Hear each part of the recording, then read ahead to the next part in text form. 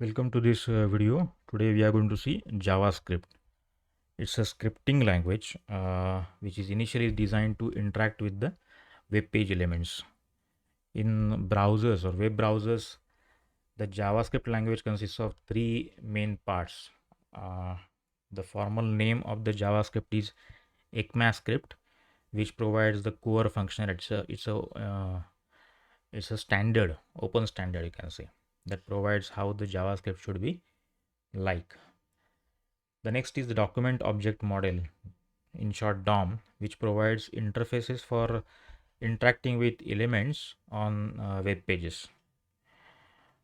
There are different elements on web pages that we already have gone through in HTML, so we can interact with that. The next is browser object model, BOM, that provides API for interacting with the browser. In short, JavaScript is there to add interactivity to web pages. Otherwise, the other two elements like HTML and CSS, they are basically for a structure and a representation. JavaScript is the one which provides interactivity to the web pages. And this is the reason why it is used along with HTML and CSS to enhance the web pages functionality. That can be, for example, validating the web forms, creating interactive maps, and displaying animated charts. So I'll be using, I'm basically using different web pages here. The basic source I'm using is JavaScript tutorial.net, and along with I'm using tutorials point for the applications that we are going to see now. Next, I'll be using Gigs for Gigs. So the resources like that you can also go through. Now the applications of JavaScript programming, we need to know why we should learn JavaScript. So we can use client-side validation. It is basically used for client-side scripting. It is today also used as server-side scripting language. So client-side validation pertains to verifying the user inputs before submitting to server. And here JavaScript plays an important role in validating those inputs at the front end itself. Server is not burdened with that role. The next is manipulating HTML pages. JavaScript helps in manipulating HTML page on the fly. Now this may help in adding and deleting any HTML tag easily using JavaScript, and modify your HTML to change its look and feel based on different devices and requirements. So we'll see in detail actually afterwards. Next is user notification and prompts, you can say. You can use JavaScript to raise dynamic pop-ups. We'll see one example today on the web pages to give different types of notifications to website visitors. Backend data loading. JavaScript also provides an Ajax library which helps in loading backend data while you are doing some other processing. This gives an amazing experience to your website visitors. In short, basically the whole page is not required to be fully reloaded with Ajax synchronous loading, we can say. We'll see in detail afterwards. JavaScript also provides the Real.js and Bespoke.js libraries to build web-based slide presentations. And very important, which is the topic of interest today, is the server applications. One example being Node.js, that is built on Chrome's JavaScript runtime for building fast and scalable network application. Fast, obviously, the application will be fast, and scalable means it can serve a large number of users at the same time. Node.js is an event-based library which helps in developing very sophisticated server applications, including web servers. You can interact with the server, the databases, and the files in the present in the server as well. So there are various applications. One important note here: The name may be confused with the programming language Java. JavaScript and Java are similar. That may be one thing that somebody may think in that. So a note is presented here regarding the difference between Java and JavaScript. Java is basically a strongly typed language. Every variable has to be given the data type strictly. The variable must be declared first before using it. Java, the type of the variable is checked at compile time, whereas in the case of JavaScript, it's a weakly typed language. We'll see a variable can well be declared without giving any type information, and it has got a relaxed syntax and rules. Java is strictly an object-oriented programming language, whereas JavaScript is an object-based scripting language. Java applications can run in any virtual machine, that JVM, or it can also run in browser, whereas in the case of JavaScript, it can only run in browser. But in the case of Node.js, as we have just seen, it can run on server as well. Well, objects of Java are class-based. We cannot even start any program without using class or creating a class. JavaScript, whereas objects are prototype-based. So there are some important differences like this, and now we'll see the core functionality of JavaScript. Now, when a web page is loaded, that is after HTML and CSS have been downloaded, the JavaScript engine in the web browser that will execute the JavaScript code. It will then modify the HTML and CSS to update the user interface dynamically. Whatever that is presented with the static HTML and CSS, that may be changed. One important note here, the JavaScript engine, basically the thing that runs that JavaScript or execute JavaScript, it's a program that will execute the JavaScript code. In the beginning, it used to be interpreted. That engine was interpreted, but that was having some performance penalty, and that's why today it is implemented typically in just-in-time compilers that compile JavaScript code to bytecode for improved performance. So performance will be improved. Now, as we just seen, client side versus server side JavaScript is a very important note here. So JavaScript was basically designed for client side purposes, but today it is also used for server side scripting as well. So when it is used on web page, it executes in the user's web browser, modifying the HTML, the CSS, or having interactions with the user. That uses, we have just seen the applications like the inputs given by the users may be validated using JavaScript. So that's a client-side execution. Alternatively, JavaScript can run on both web browsers as well as servers. As we have previously seen, the environment Node.js that runs in server. Here, unlike client-side JavaScript, server-side JavaScript executes on the server. That allows you to access the databases present there, the files in the file system present there, etc. So now we'll see the history of JavaScript.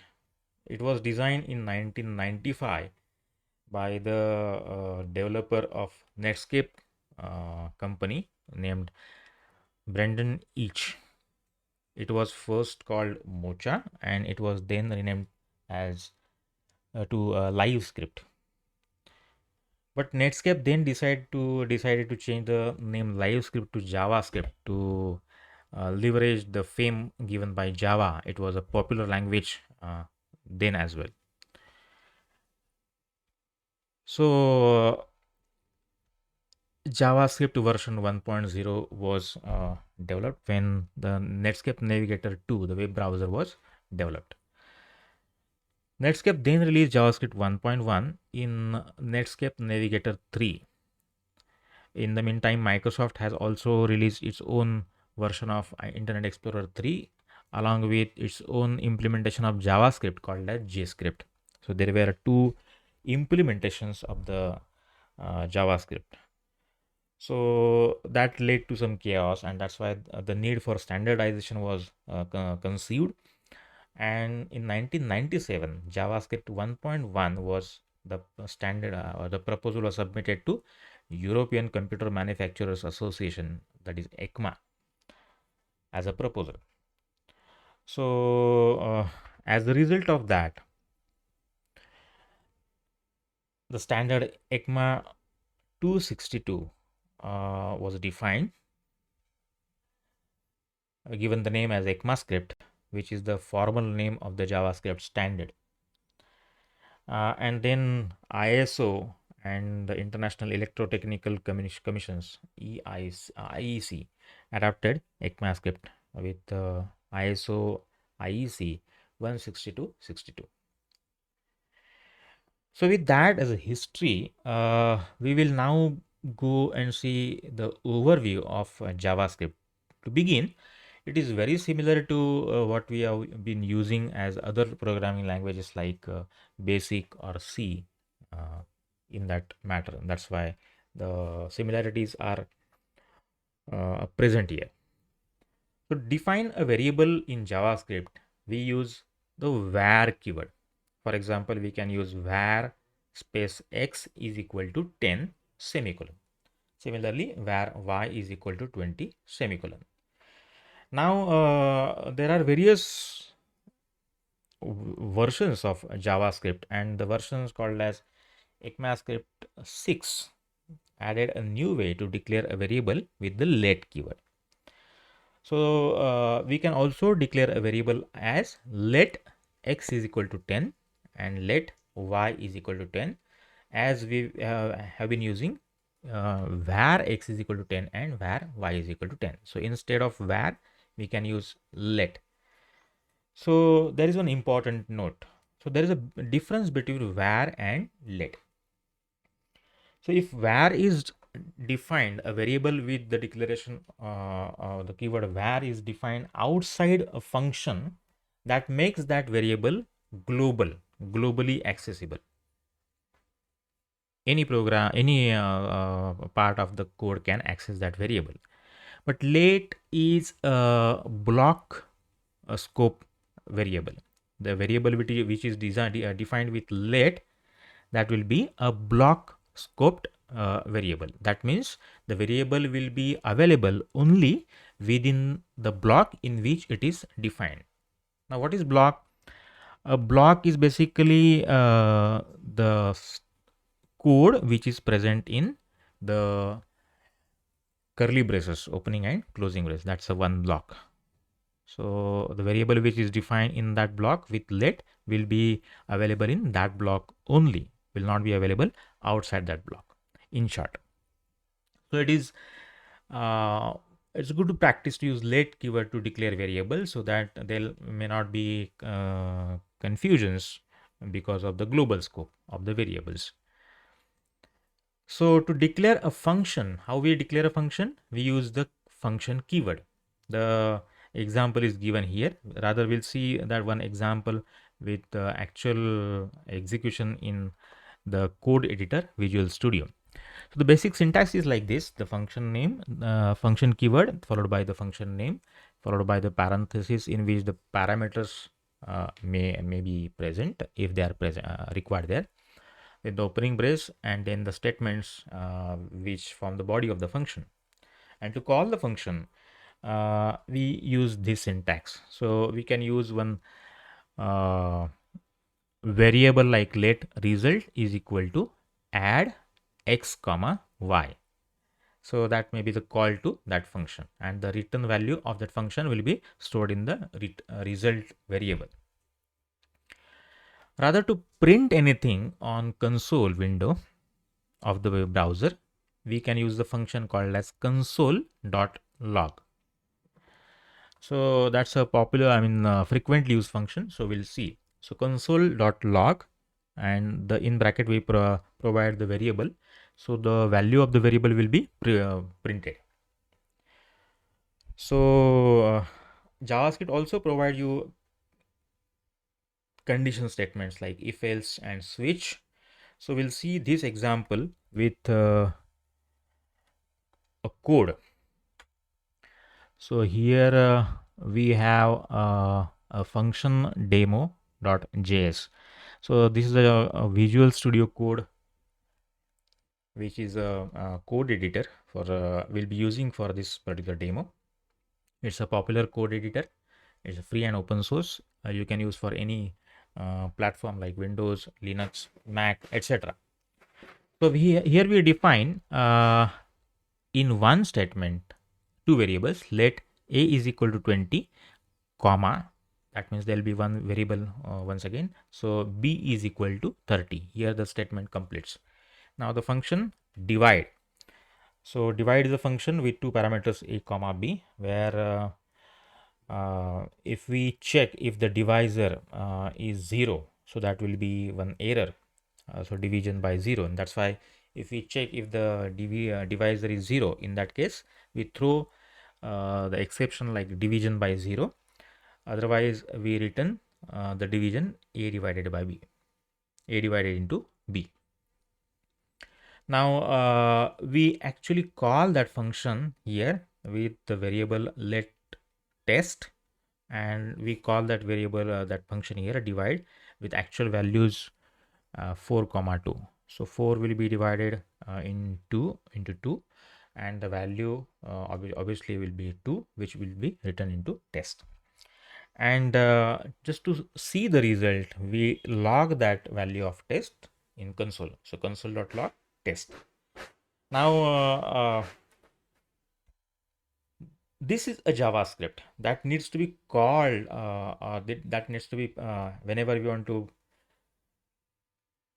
present that, we want to see the result, we can use in that into a web page. So this is one example HTML page, HTML5 page. So where we are calling that script using this syntax. So there are multiple ways of calling the JavaScript. This is one where we are calling using the script tag. Script, which is present in the head section. Script, the parameter or the attribute is source. We give the path where that JavaScript code is present. The code is present in the JS folder with the name function fun_demo.js, and we complete the script. So when we run this, let us run this.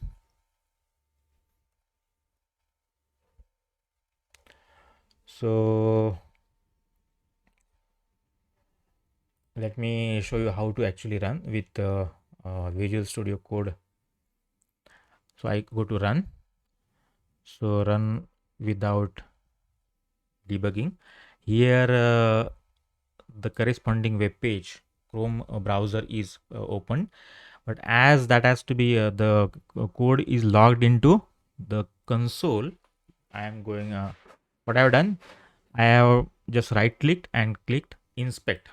So I am presented with this console. So I can see the console here in the second tab, and the only value that is present here is 2, if you can see. So if you want to check whether the value changes by changing the variables, let us say for example if I now change that to 8, the function is divided into 2. So I need to save that. I save it, and then I refresh the page. So that makes that value 4. That means this particular script is executing. So we have put the code here in one JS file, JavaScript file .js. Then we call that script into one HTML page, and then we loaded that web page into a browser, and using the console we saw the result. So we will move on to use arrays. we define arrays like let items is equal to the square brackets. So items will be an array now. So to define the elements, we can define the elements like using what we do in C as well. So in the square brackets, we use the elements separated by commas. To access the elements, we can use two notations. One is the dot notation. So the name of the array, the length of the array can be accessed using the properties of the array. So items is the name of the array and length is the property. So the number of elements present or the length of the array can be obtained with this items dot length. And to access the individual elements, we can use this particular notation, items in bracket I, that we have been using in C.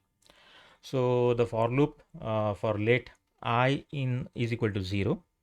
So this is one example of for loop as well.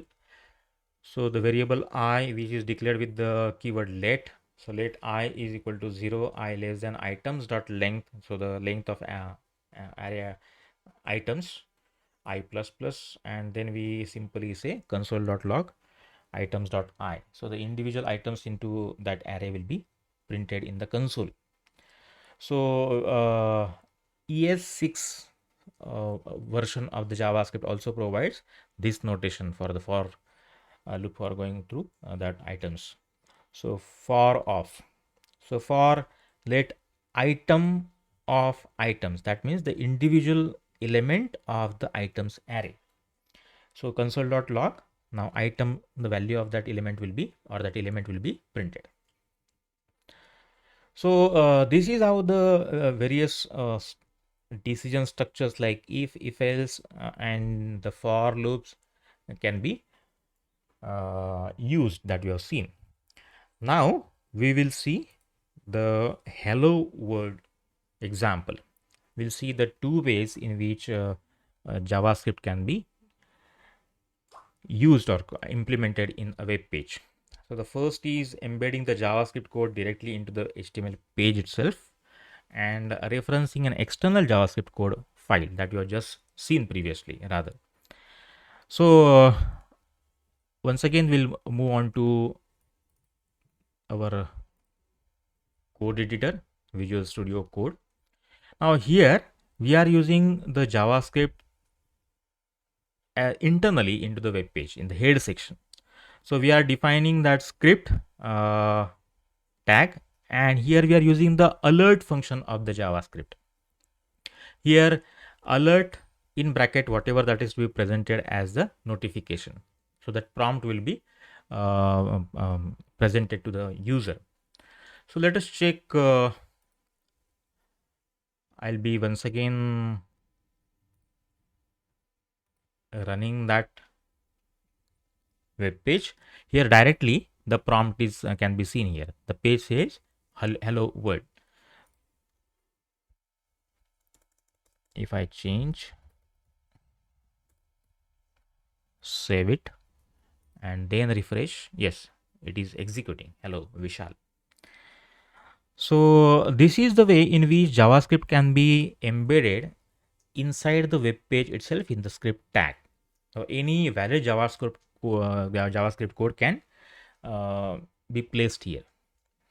Now we will see how a JavaScript code can be used as an external script. Here, this particular web page is calling to an external script called as JS, app.js, which is present in the JS folder. So this is the app.js script, which is only having the alert hello world statement, which is the JavaScript statement. We have already saved it there in the JS subfolder, and now in this particular HTML hello world dot underscore ext dot html, we are calling that in the script tag using the source attribute. So we provide the path where the script is present. So if I run this now, once again, that is executed. So hello world. So if I now I have to, if I have to change, let us say once again I change this, the external uh, script, save it, and then I execute it in the web page. To execute that code, I can go into run and run without debugging. So that will invoke the web page. Now once again there is a prompt that says hello Vishal. So this is how today we have seen the introduction to JavaScript. What that JavaScript is, it's a scripting language basically that can be used as a client side scripting language as well as the server side scripting language as well. We have seen the applications of JavaScript. We have seen the history of JavaScript. Then we have seen the actual code examples of how to use basic syntax into JavaScript, like function, the arrays, the variable declaration, and how to invoke or call JavaScript internally and externally in a web page. Thank you.